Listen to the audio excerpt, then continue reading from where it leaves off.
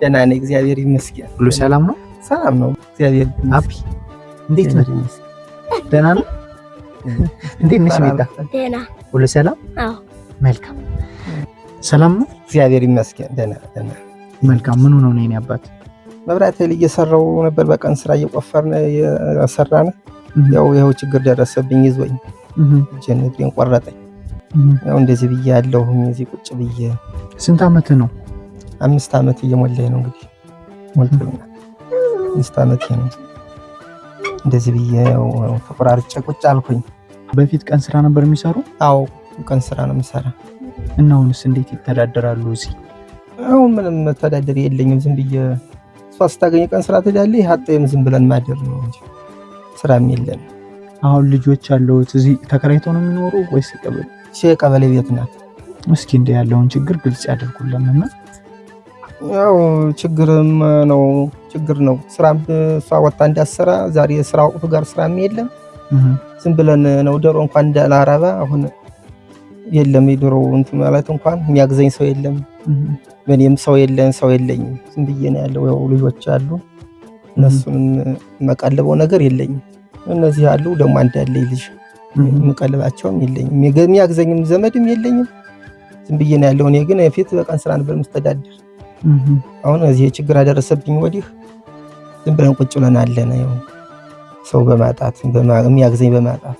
እና ግዞት አሁን ዶሮ ማርባት ይችላሉ? አዎ እችላለሁ። ቁጭ ብዬ እጠብቃለሁ። ያው መገዛበት የለኝም እንጂ ገዛልኝ ወዲያማ እችል ነበር ብዬ ነው ያለው። እኛ ያው ትንሽ ነገር እናግዝዎት ብለን ነው የመጣን። እሺ ያቆይልኝ። አሜን። ያቆይልኝ፣ ኖሩልኝ። አሜን። መስጂድን ያዙልኝ የኔ አባት። እሺ ፈጣሪ ይጠብቅልኝ፣ ያቆይልኝ፣ ኖሩልኝ። ከፍ ያለው ደረጃ ያቆይልኝ። እንችንም ጨምሩልኝ። እሺ ደረጃ በላይ ያውልልኝ። ይህንን እኛ አይደለም ያደረግንልዎት፣ እንዲሁ እንደርሶ ያሉትን አባት አግዙ እየተባልን እንላካለን። አንድ ወንድሜ 5000 ብር፣ ወለተ ስላሴ 6000 ብር፣ እሴተ ጻዲቅ 8000 ብር አድርገው በአጠቃላይ 19000 ብር ነው። እነሱ ናቸው የላኩልኝ። እነሱን ይመርቁልኝ፣ ያሉበት ፈጣሪ ይጠብቅልኝ። አሜን። በምድርም በሰማይ ይመቻቸው። ምድሩ ኃላፊ ነው፣ በሰማይ የሰማይ ቤታቸውን ፈጣሪ ያበጅላቸው። አሜን። እኔ በሰማይ ሄጄ ምስክር ለመሆን ያብቃኝ። አሜን። ያኖርልኝ። አሜን። ባሉ ይጠብቅልኝ። አሜን። ፈጣሪ እናንተንም ብትመጡም እናንተን ጉልበታችሁን እንትን ብላችሁ የመጣችሁት ያቆይልኝ። አሜን። ኖሩልኝ። ሌላ ምን እላለሁ?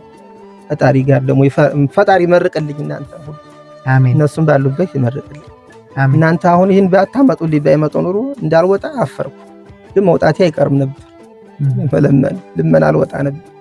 ያቆይልኝ ፈጣሪ እናንተ ጋር ይሁን። አሜን። ጨንቆኝ ነበር፣ ደርሳችሁልኛል። የችግሬ ደራሽ ፈጣሪ ይድረስላቸው፣ ለነሱም ለእናንተም አሜን። ይድረስላቸው። ቅዱስ ሚካኤል ይጠብቃቸው። አሜን። በሉሽ። እሺ ሚጣ ሰላም ነው። ቻው። እሺ ሰላም ነው። እሺ